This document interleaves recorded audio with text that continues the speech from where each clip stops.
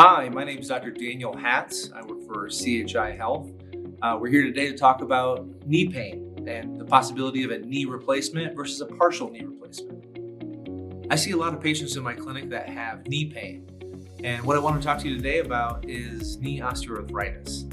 And so the big question is, what is arthritis, right? So the end of your bones are covered in this wonderful slick stuff called cartilage. And it's pretty thick. And what arthritis is that over time, that cartilage gets thinned down, kind of like a sheet of ice melting. And eventually, it gets down to what's called bone-on-bone arthritis, where there's just no cartilage left. And at that point, you may need a knee replacement. You essentially have three different components to your knee. You have the inside, you have the outside, and you have underneath your kneecap.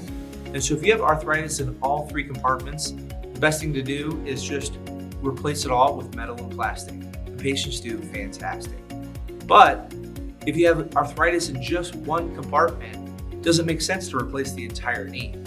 And so what I offer is I do a minimally invasive partial knee replacement, where we repair and replace just the part that has arthritis in it. We're basically resurfacing just the one compartment of your knee that has that significant osteoarthritis. The remaining 80% of your knee, including your ligaments and your remaining cartilage, they all stay the same. So patients report having a much more normal feeling knee. It's an outpatient surgery, very little recovery time. It's a fantastic procedure. So if you're having joint pain, please come see me or go to chihealth.com/orthopedics for more information.